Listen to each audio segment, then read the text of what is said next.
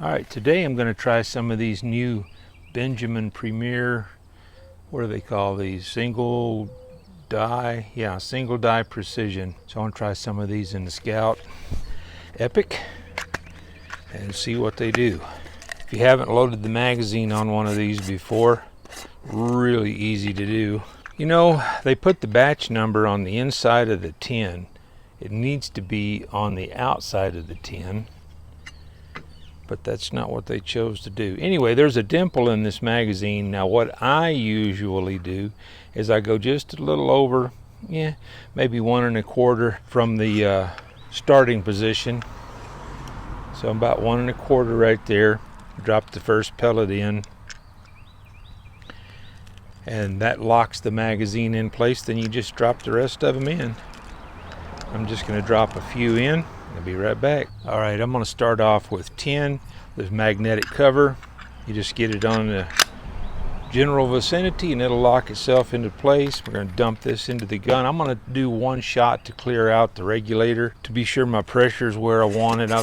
I'm wanting to shoot these somewhere just north of 850. We'll see where they are. Powering on. Welcome to the Epic experience.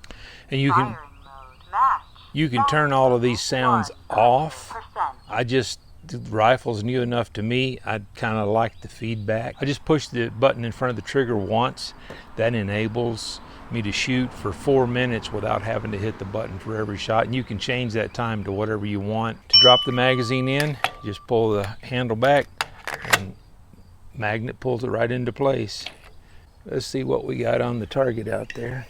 This table is very shaky. I've got stabilization turned on my Ace Pro, but I don't know if you can see the shake in that or not, but there's a lot of shake in this table. And I got the scope dialed off to the right a little bit because that's a pretty small dot. I'm at 28 yards, in case I didn't mention that.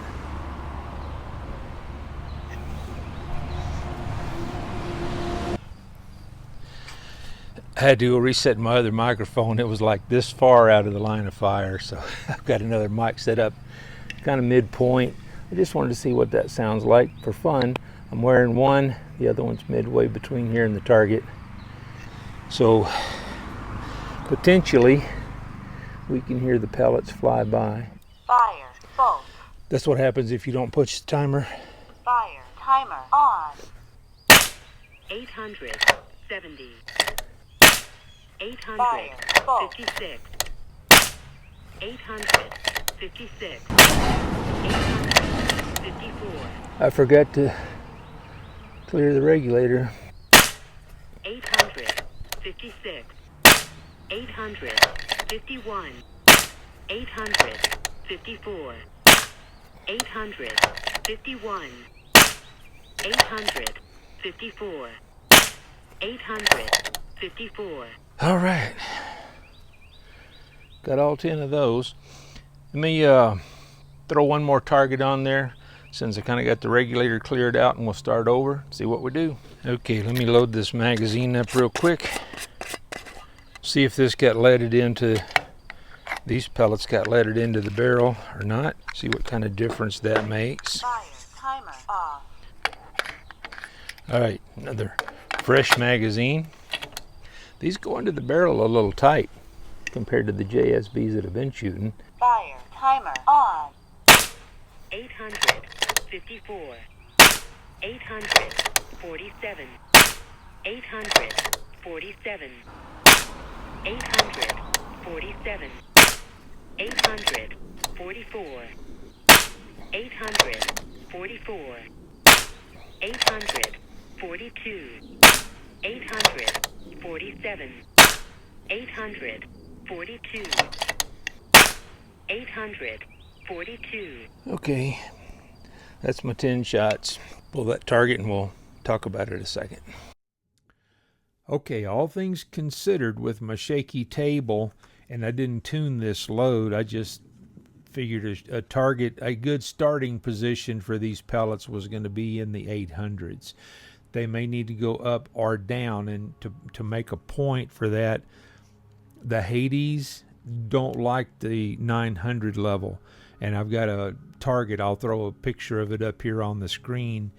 I tried them at well, I've got them labeled. I don't remember off the top of my head. I just shot at a board in the backyard from 970 down to 8 something, whatever it was. It's labeled on the target, so you can see same distance, same pellet, change in speed, and that's all I did was a change in speed to tighten those up.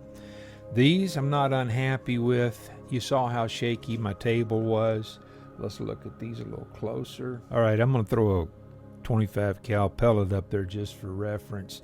I actually measured this. This was the first group, and that measured in at 0.39 inches. This was the second group.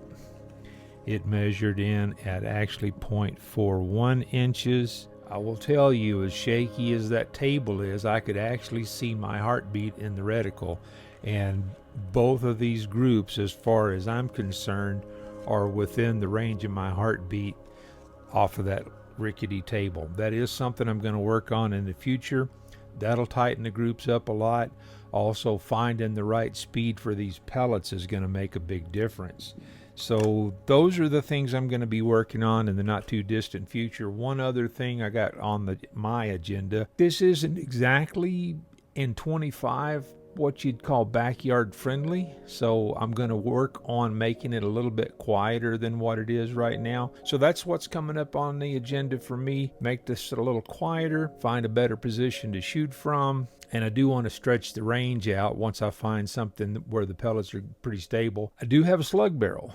I've already got the slug barrel sitting over here, the 34.4 inch slug barrel, and I've got a few tins of the 48 grain slugs. I'm going to be shooting those, and I've got a new 25 inch choked barrel on the way, so those will be tested out in the not too distant future. Anyway, if you're interested in stuff like this, subscribe. I'm going to throw a couple other videos up over here. I'll catch you in one of those, or I'll catch you down the road.